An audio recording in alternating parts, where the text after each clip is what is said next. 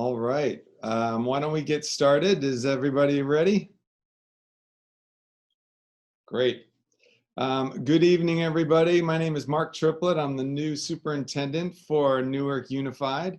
I'm delighted to be here with you. Thank you for tuning in. If you are in need of translation services tonight, you can click on the button on the bottom that says interpretation, and it'll take you to an option to pick Spanish or English, and then you can go on there. And then you can also do that on your telephone, on your cell phone.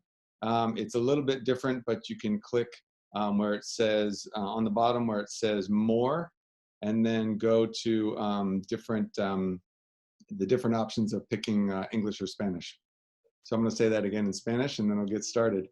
Muy buenos días a todos. Mi nombre es Mark Triplett. Yo soy el nuevo superintendente del distrito de Newark. Bienvenidos a todos. Si necesita traducción para esta presentación, hay un botón abajo en tu screen donde puede hacer un clic donde se dice interpretación. Y luego hay dos diferentes opciones, uno en español o otro en inglés. Y puede hacer otro clic para recibir toda la traducción en español. All right, let's get going. So again, thank you for tuning in. Today is my 5th day as superintendent of the school system. I apologize for the short notice of this meeting. I know we were only able to announce it about 72 hours ago, but we really wanted to reach out to you as soon as possible to give you an update on the million-dollar question, which everybody, families and students across the country are asking, and that is, what is school going to look like in the fall? So if you had asked me that question 2 weeks ago, I would have had a different answer. And honestly, if you were to ask me that question in 2 weeks from now, I'll probably have another different answer. And the reason, as you know, is things are changing really fast, sometimes daily or weekly.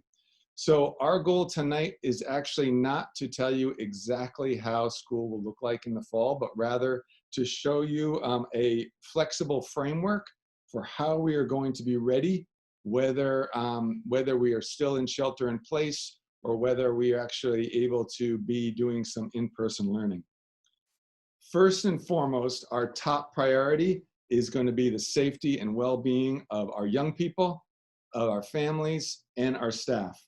And so any decision that we're making is based on the guidance from the county and the state departments of health. I know everybody is eager to return to normal. I would like nothing more than to return to normal school in the fall as well. But I'll have to be honest, unfortunately, this fall is not going to be normal. We've learned a lot from the spring and distance learning in the spring, and we're laying the groundwork for how to really accelerate learning for our young people this fall, whether it be distance or whether it be hybrid. So on Tuesday, July 14th, we're going to present a plan to the school board.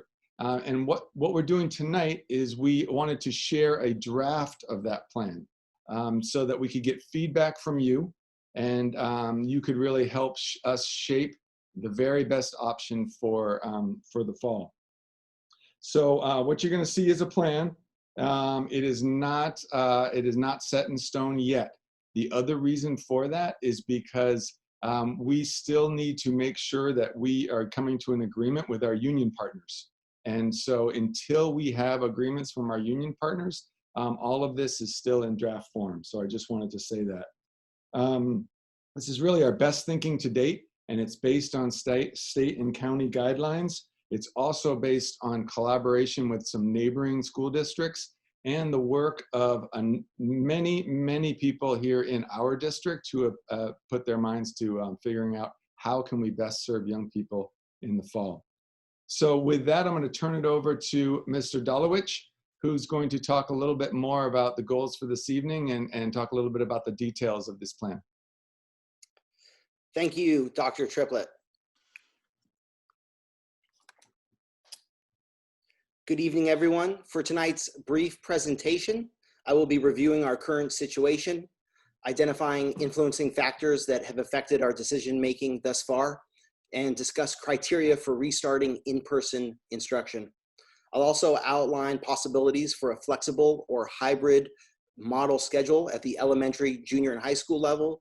And most importantly, we will open it up tonight to hear the community's voice, respond to questions, and address critical issues regarding reopening. Our current situation and thinking recognizes that our family needs in Newark have a wide range of needs. We want to be able to support our families and, most importantly, meet our students' needs. Our data is based on 2 comprehensive surveys, one from the Newark Unified staff, another from parents and guardians. And it should be noted that at the end of this presentation, there will be a link provided also at the end of our town hall meeting tonight, a link provided that will again provide an opportunity for a survey to be taken, both from Newark staff as well as from the community. It's offered in both English and Spanish. Public health officials at this time indicate at best that we begin in the fall with a hybrid learning model. However, we are all aware that the numbers continue to spike, and we want to be able to provide a safe environment, both for our students and our staff. To this end, we're going to offer our approach titled Phases of Reopening, as very likely in the next year, we will find ourselves in more than one model, both a hybrid and/or distance learning. And so we have to be able to transfer easily from one to the other.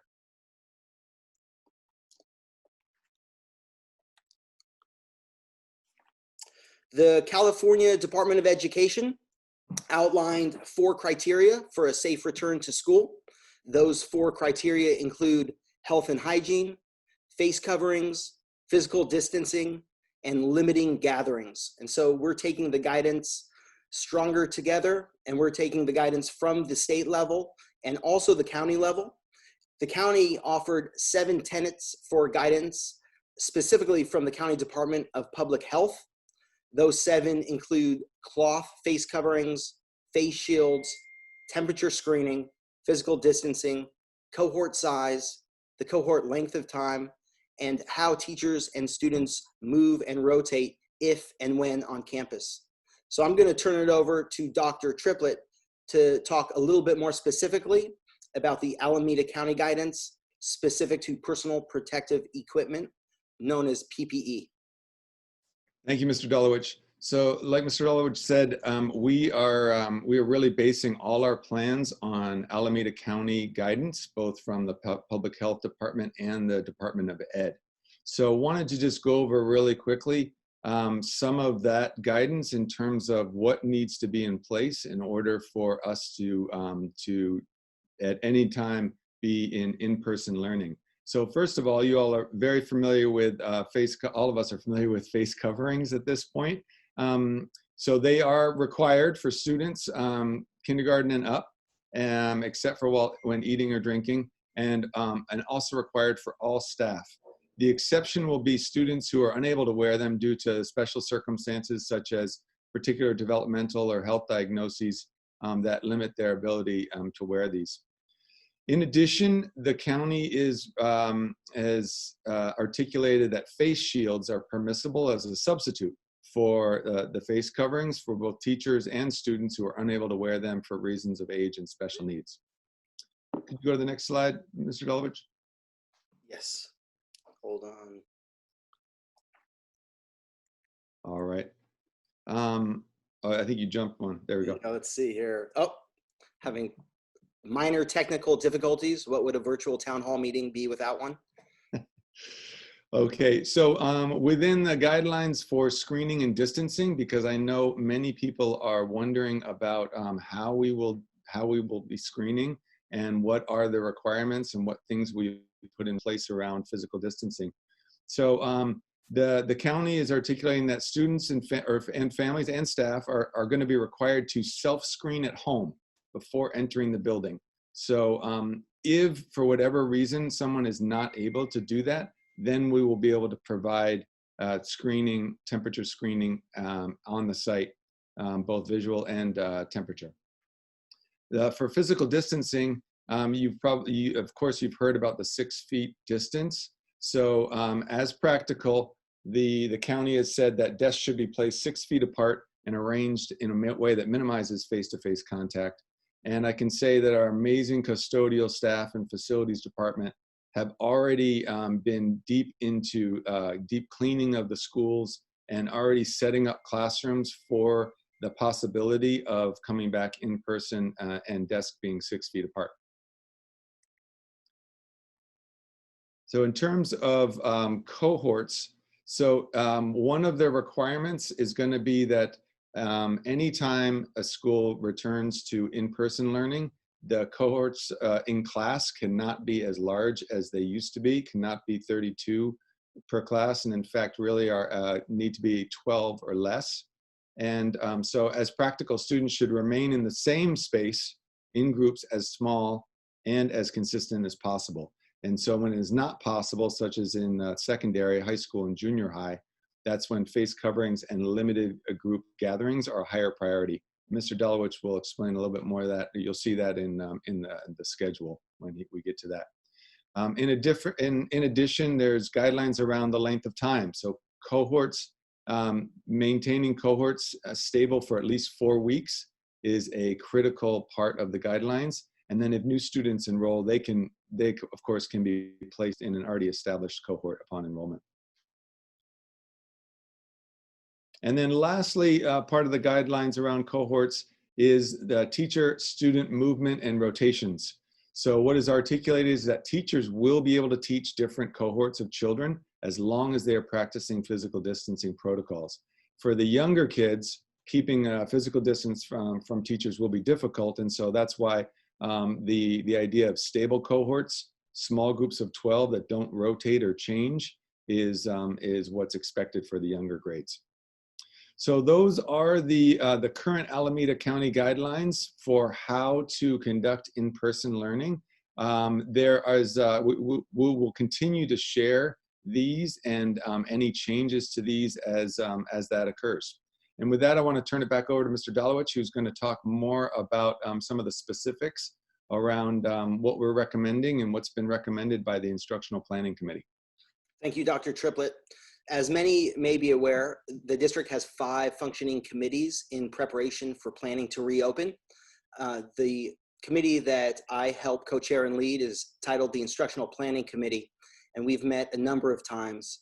Some of the recommendations include a differentiated approach for elementary and secondary schools, and I'll speak to that momentarily, providing an opportunity for our moderate intensive SDC and mental health students to return to consistent in-person schedule as early as possible. And it's a point of emphasis to reopen schools only when it is absolutely safe to do so, both for our students and for our staff. And this includes components that I'll speak to with our phases for reopening that include available PPE, cleaning, physical space, and transportation capacity for students to campuses. Ed Services then recommends a phased reopening approach contingent on safety and health conditions first and foremost, and I'll speak to the nuances of phased reopening in an upcoming slide, and a tiered approach to in-person instruction so that in-person services are offered to students on top of a high-quality learning program, a virtual academy, and the virtual academy will be a component later in this presentation. And finally, a point of emphasis and a focus on equity. Equity for students within special education, students experiencing mental health hardships, early childhood, transition grades, newcomers, and students that have been most significantly impacted by learning loss. This somewhat busy slide is a phases of reopening slide that is a flow chart that can help show and explain our thinking with respect to reopening in person. And if you look at the very top, the title California Department of Education recommends, we are following state guidelines. And under the state guidelines, we're following Alameda County guidelines. And then ultimately, as a local education agency, the district and our Board of Education will decide and determine what the schedule will look like for August 13th. So if the California Department of Education or Alameda County recommends no, in other words, the conditions and the number of cases in the state and county are simply too high and it's unsafe, then we follow that chart over to the right, and you can see that we would be in distance learning for August 13th. We would, in effect, start in distance learning if we did not have the green light. However, if the state, county, and our board determines that it's safe to reopen, then we would look at the 5 categories below, specifically cases at school and within Newark, the PPE necessary. Do we have the sufficient and requisite numbers on each campus to provide a safe environment for our staff and our students? Contact tracing, physical capacity, and of course, cleaning. And so for each of those, you can see that we would monitor daily whether we have the sufficient supplies, whether numbers are rising or decreasing, and so on and so forth. And after a distance learning option, you can see to your right that phase 2 includes a hybrid. And in this case, a hybrid is going to be the detailed schedule that I'm going to offer next. It is, of course, very unlikely without a safe vaccine that we would reach phase 3 or full. So we will proceed through the phases of reopening and make safe, evidence-based decisions based on science and data. Before you is an example of the hybrid schedule. We're all familiar with the distance learning schedule that we had to go into in the spring. And if the numbers are unsafe, we've been working to provide a clear plan and support our staff if, in fact, the conditions do not allow us to return to hybrid. But if they allow us to return to hybrid, a few important takeaways from this visual are the following. 1, we want to have consistent and common language for our families. Newark has inherent advantages as a tight-knit community and a community that can support one another with one junior high and a comprehensive flagship high school. And we want our students and especially siblings to be grouped in the same group for logical and obvious reasons. Group A would meet on Tuesday and Thursday in person. Group B would meet on Wednesday and Friday. In a hybrid model, and you can see TK through 6 at the top portion, and then an example of phase 1 only of grades 7 through 12, and the latter half, the bottom portion. In each of these models, Monday is a protected day where students and families receive a weekly template, and we want to work with our NTA partners and support our staff to be able to provide staff meetings, prepare accordingly, attend professional development meetings, and early in Monday morning, provide each and every student an expectation and a concrete weekly template so that they know what lessons and activities they know what to expect. This was a big takeaway from our first survey with the community. And so we want to make sure that we get this right at the start of every week and try to demystify distance learning. So that would be a time known as asynchronous learning, when the students are receiving that template and conducting activities or listening to an already recorded video chat, for example. In these models, fewer students are on campus, so we would effectively cut our student population in half. It allows for more thorough cleaning since there's only one group each day. And you can see with grades 7 through 12 that the secondary design team recommended that we remain with 6 traditional classes. So students in the junior high and high school levels would receive 6 classes. And then you can see Tuesday through Friday that they would follow that initial schedule for Group A and Group B. Again, Tuesday and Thursday, Wednesday and Friday. And we have a phase 2 at the secondary level when they would meet more frequently and have an extended full school day. The secondary level below takes into account that students would receive a lunch. However, teachers would have an afternoon to continue with instruction, or prepare and provide feedback for our students.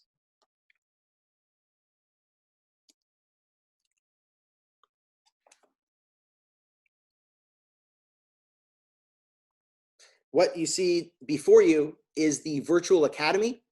And with the virtual academy that we are looking to design and partner with our labor partners, the virtual academy is an idea that is offered for all of our students and families if and when we are in a hybrid model and students and families do not feel comfortable returning with in-person instruction. We understand, want to be responsive, and we want to keep students and families enrolled in Newark Unified. Therefore, the virtual academy takes into account offering credentialed teachers to be able to provide instruction, remote instruction, live, as well as activities similar to the weekly template, where students are completing projects or assignments on their own. And a virtual academy offers the opportunity, again, for students and families to have a teacher with them. And if students did return hybrid in person, and we understand that some students and families have discomfort with that at this time, we would be offering enrollment online in order to gauge interest and provide an opportunity for students and families to be with us. And you can see here, it's a combination of lesson components and elements. It differs for TK6 through grade 7 through 12, but it does include small group work. It includes work and projects on their own. And finally, it also includes instruction with a teacher. Our decision-making timeline, you can see before you, we want to be committed to continued and improved communication and responsiveness. And to this end, you can see 6 important upcoming events, both in July and August. July 14th is our special board meeting, where we will present a updated plan such as this, and the board will have an opportunity to provide discussion and feedback. August 6th is the second board meeting upcoming. July 23rd is 2 weeks from today, and the superintendent's team would like to again offer a virtual town hall meeting in order to provide continued updates and increased responsiveness with respect to the upcoming reopening of the school year. August 3rd through the 10th, we expect sites to communicate directly with families with respect to supplies, with respect to Chromebooks, and with respect to preparation for the beginning of the school year. August 10th, teachers return. And finally, on August 13th, students return and the academic year begins. And so we will be starting the school year on time, and we're looking forward to providing a model that supports our students and families. As we move forward together, a few salient takeaways include the aforementioned weekly template for teachers and families. This is an opportunity for teachers to work collaboratively and communicate weekly at the start of each week regarding tasks, projects, and expected outcomes. And this is an opportunity for students and families to have a very clear picture of what is expected of students. We want to be able, as much as possible, to prioritize teachers and free up teachers to do more small group instruction. We want to be responsive to our families that do not feel comfortable sending their students back on August 13th if we did indeed start with a hybrid model, and therefore we would offer a virtual academy, TK through 12. We want to be very clear about taking a student-centered approach.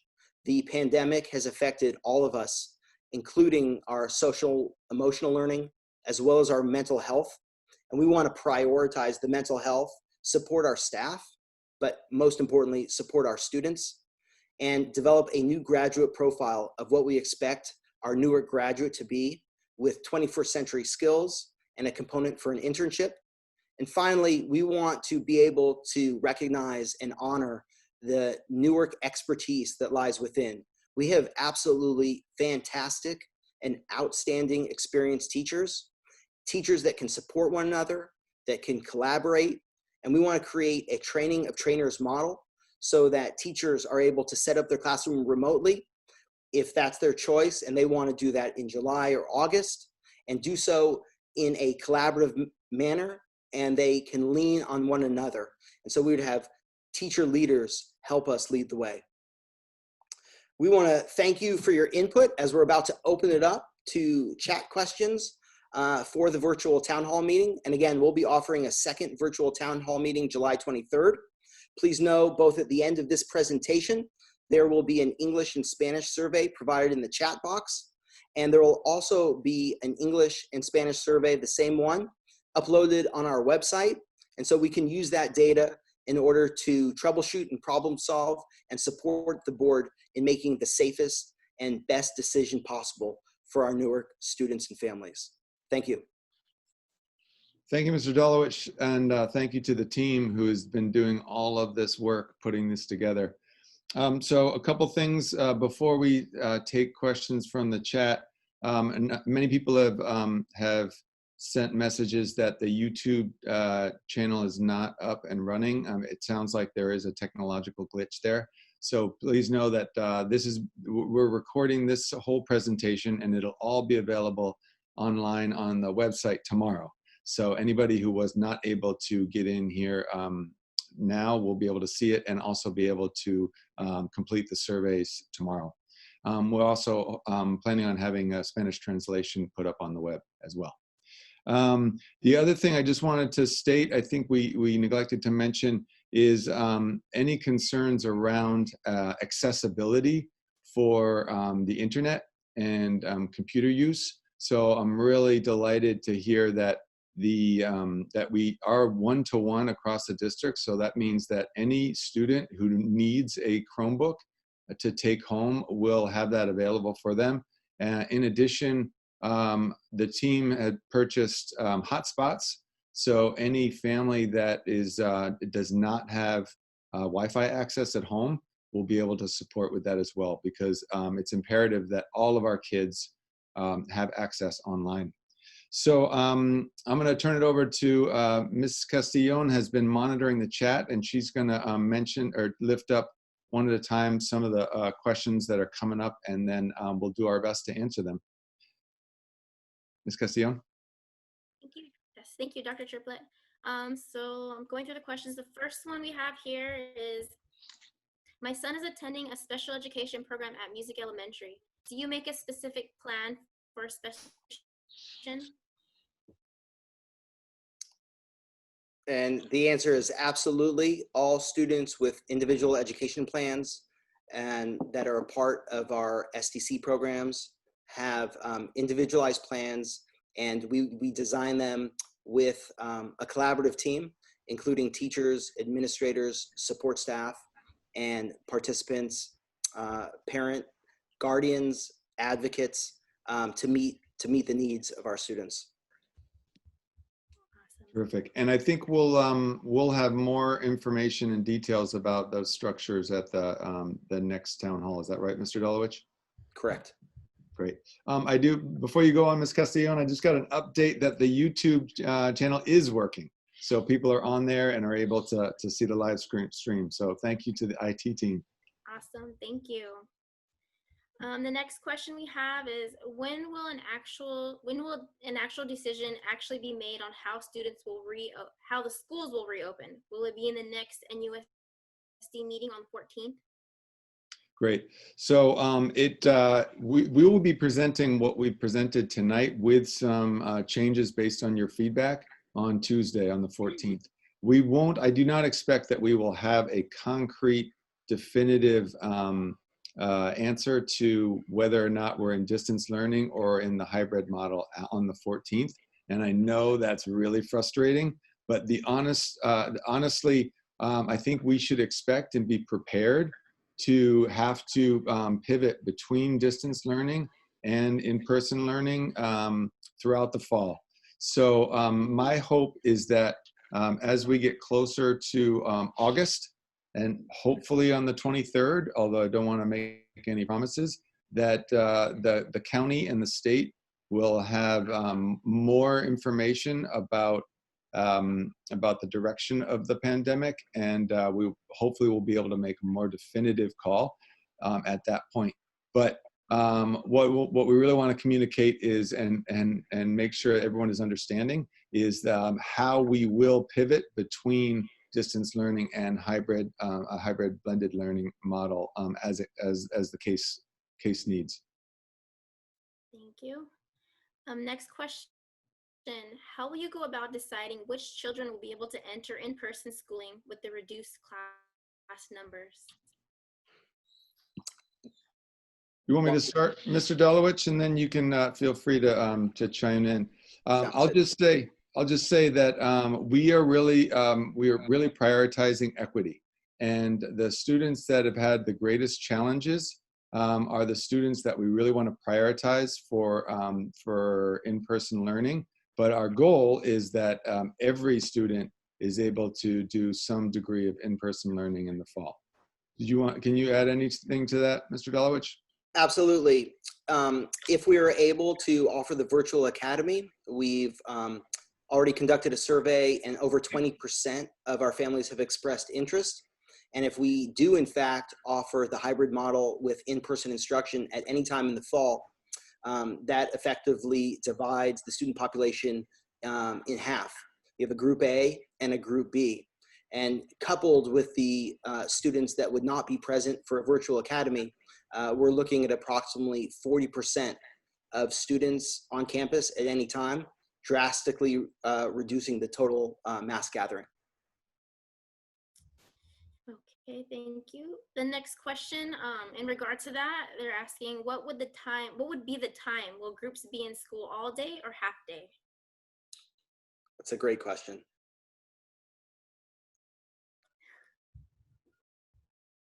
Oh, Dr. Triplett, you're muted there. Oh, sorry. Mr. Dolowitz, I'll let you again answer more in depth, but I think at this point we are exploring different times, and including the fact that we probably want to avoid every student coming to school all at the same time in the morning or being dismissed at the same time, if possible, just because of the because it increases the possibility of infection. However, none of that, we haven't finalized any of that because we really want to make sure that we are working with our union partners and creating an agreement with them. So none of that is final. Thank you. Just to echo the agreement around working with our labor partners, of course, and to give an example for our families and our parents out there, what we discussed and outlined June 18th, for instance, with staggered arrival and dismissal times, TK through 1 could be 8 a.m., grades 2 and 3, 8:30 a.m., and grades 4 through 6, 9 a.m. And dismissal times would be similarly staggered so that parents and guardians picking them up would not have to deal with the total population that's on campus at that time. Similarly, our junior high, grade 7 and 8 would be separated, 8 a.m. for grade 7, 8:30 for grade 8, and then grades 9 and 10 arrive at 8 a.m., and grades 11 and 12 arrive at 8:30. So trying to adhere to the county and state guidelines and reduce gatherings on campus. Thank you. The next one, I applaud your efforts and plan. If parents/kids are not comfortable due to being high-risk group, can the students remain fully virtual rather than hybrid? Thank you for that. Yeah, that's really important. So absolutely, if a family or a student has a situation where they're not comfortable or not able at this point to be in person at all, then we absolutely are able to provide full distance learning for that student and family. And that is part of what the virtual academy is that Mr. Dolowich referred to. Thank you. Next question, what will virtual academy look like? Will a teacher be logged in with the child during the whole session, or more like distance learning as we experienced in April/May? So that's a combination similar to the hybrid, where the remote learning would be live. Students would be in small groups with a credentialed teacher, and so they would be receiving that instruction in real time, multiple times a week. There would also be, as I mentioned earlier, the educational term asynchronous learning, where there would be clear expectations regarding projects, assignments, and assessments. And so to that end, it would be a combination similar to what the participant mentioned. Thank you. The next one, when will the Virtual Learning Academy be open for enrollment? We are actively working with IT, and our hope is first and foremost predicated on agreements with our labor partners. And once there is an agreement with respect to the virtual academy and the logistics that it entails with teachers as well as with students, then we would offer it hopefully in a timeline over the next 10 days, 10 business days. It is worth mentioning that at the end of the survey that's provided in the chat and also on our website, that there is a specific question in order to capture data for the virtual academy so that we can begin compiling numbers now. Thank you. Next question, will elementary students be allowed to play on the playground? That's a good question. I actually don't want to overspeak there. So we would have to go back and find out the details of that from the county. But I would anticipate that any play on a playground we want to make sure that we are doing proper cleaning and sanitizing. And so we'll go back to the county and get their guidelines on that. Thank you. Prior to reopening for in-class activity, how will you ensure the cleanings, sanitizing tactics, and materials are safe and documented? I'm sorry, Mr. Castillo, could you repeat that, please? Yeah. Prior to reopening for class activity, how will you ensure the cleaning / sanitizing tactics and materials are safe and documented for the reopening? Yeah, so we are planning on following a really strict protocols for cleaning. And again, all of that will be based on the guidelines from the county. And I expect that before opening, we will review all of those protocols with all of our staff. And then we will have ongoing monitoring to ensure that those protocols are being followed. Thank you. I'm going through the questions here. I'm getting them a lot, so bear with me. Let's see. I did see one about, as you're looking, Ms. Castellon, I saw a question about grades, because I know in the spring that was it was more of a credit, no credit. And so we will return to grading, whether it's distance learning or in person. We'll have grading in the fall. And then I also saw a question about high school sports. So I know that the federation, the CIF, and our athletic department are currently putting together a plan, and I hope that we'll be able to share that with you in the town hall session on the 23rd. I would just add, since we have a phenomenal athletic director at the high school with Coach K, that we're really trailblazing with athletics, and of course safety is first and foremost, but we understand how influential and impactful athletics can be in a student's life, and so that's definitely going to be taken into account. I see one here. What if a parent opts to do virtual academy and wants to transfer over to hybrid learning? Will it be allowed? Great. Do you want to take that, Mr. Dolowich? Sure. So, and feel free to add on. The premise with the virtual academy is that the students are in it for the entirety of the trimester or semester. It is not designed to be fluid and go in and out. And one of the foundational reasons why is because if we do go from hybrid to distance learning, we simply can't have students exit and re-enter within the span of the same quarter or within a trimester. Dr. Triplett? I think that's right on. Okay. Regarding staggered start times in your example, how would we accommodate siblings at the same school with different start times? Supervision. Mm-hmm. Yep. Go ahead. Oh, I would say that's a great question. And we obviously work very closely with our site principals. So gathering the input from our principals with respect to the appropriate stagger times that work for our community. What I provided was simply an example, not set in stone. But with respect to siblings, I think that would require the input from the family as well as the principal on site, if they're both at the same campus, to be able to try to tailor needs to accommodate the family.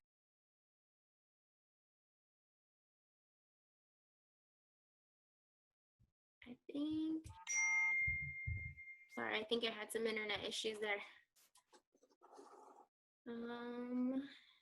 Going through the questions.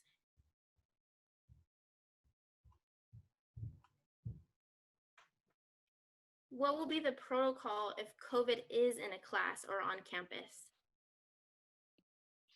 Yeah, so the county has created some different guidelines around that, and it's really based on. I was reviewing them earlier.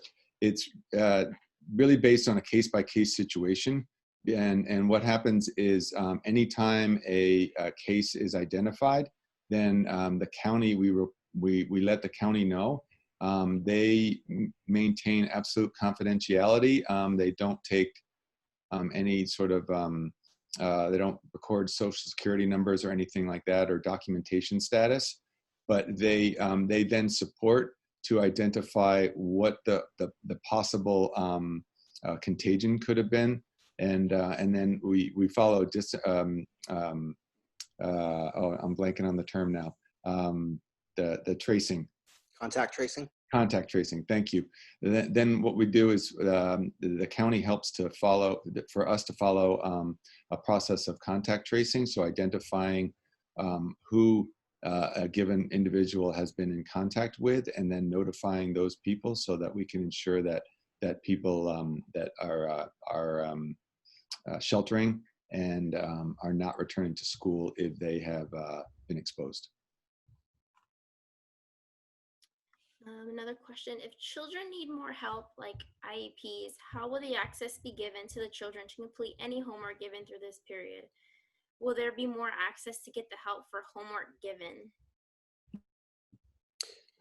So embedded within the plan that we provided, and Dr. Triplett emphasized equity, and we do want to prioritize certain student subgroups, including students with disabilities, students with IEPs. If conditions do allow for a hybrid, the return for special education students would be a top priority, and we would try to maximize the number of days they're on campus in appropriate small groups for in-person instruction. And we would absolutely work our best to support staff, support the principal, and support the family in meeting those students' needs. I think without sugarcoating it, we all know that the last 3 months threw us a curveball and really provided significant challenges for significant subgroups. And so as we work throughout the summer, we're looking to design plans and protocols that support our students that are most in need, primarily students with disabilities. There was another question earlier. Will each school have a nurse on site? I'm not sure. I don't want to answer out of turn on that one. We'll go back and find the answer to that. Okay.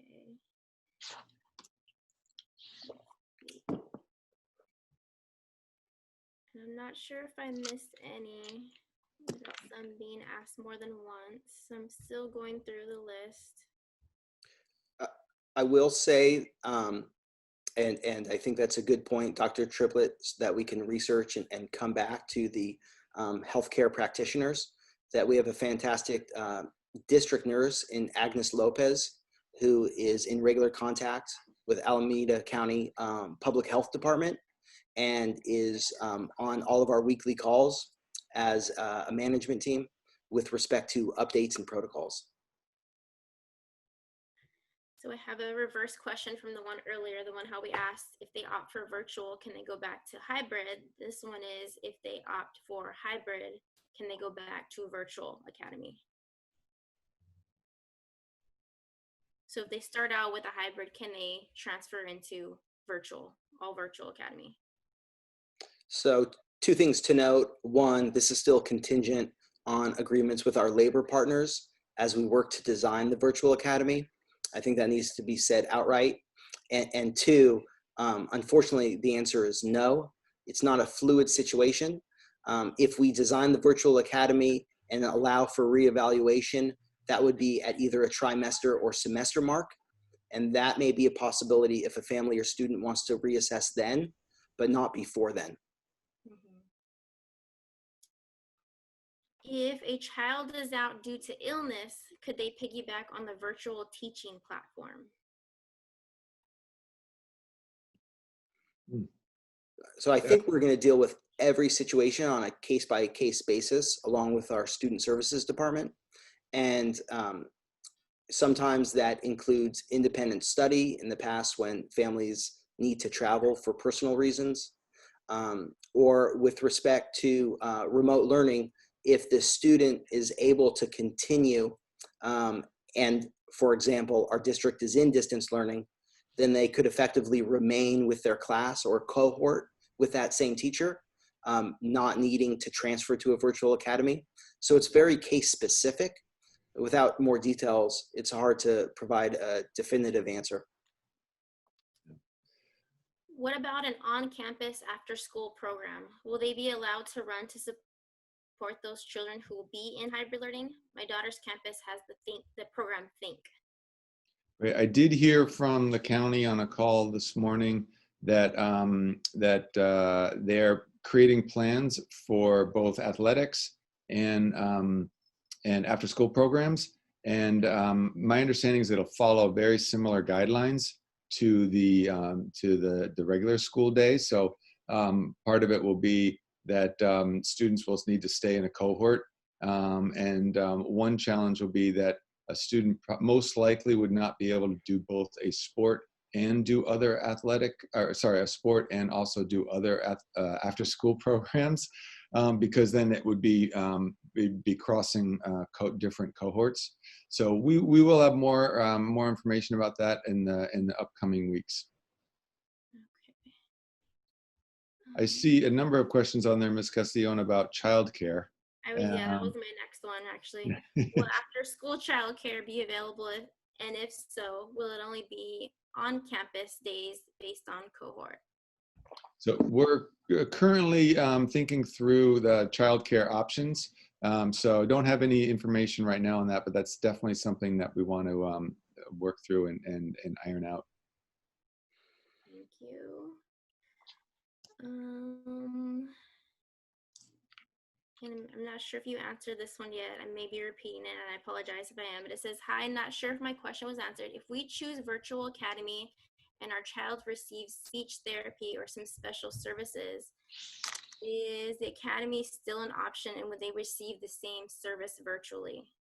That's a really good question. I saw a couple different similar questions on there. So just to be real, receiving all of the services in IEP is much more challenging in a distance setting. And so we would need to take it on a case-by-case basis. It is why we're prioritizing students with IEPs to have access to the in-person learning. But again, we definitely would want to treat that on a case-by-case basis, because any service that we could provide in a distance setting, of course, we want to do everything we can to do that. For virtual learning, will all instructional material be electronic, hard copy, or both? So great question. Students and families that join the virtual academy would still be a part of Newark Unified and would therefore receive the appropriate supplies, i.e. textbooks, workbooks, supplementary materials. However, we know in this day and age with technology and remote learning that a large part of that learning would also be electronic, which is why Dr. Triplett made a point to emphasize addressing the digital divide and continued distribution with Chromebooks and hotspots, because that would be the primary form or medium for instruction. However, students would have the textbooks and supplies offered from the district as well. If we are doing distance learning, are we still dealing with our attendance school? So if you, distance learning or virtual academy? Distance learning. They asked if we're doing distance learning, are we still dealing with our attendance school? So the difference between the two, distance learning, the answer is yes. You're still affiliated and associated with your school of residence, and you're part of a cohort with a teacher from that school. The virtual academy, we're looking, again, with our labor partners to organize and centralize at the district level. Let's see.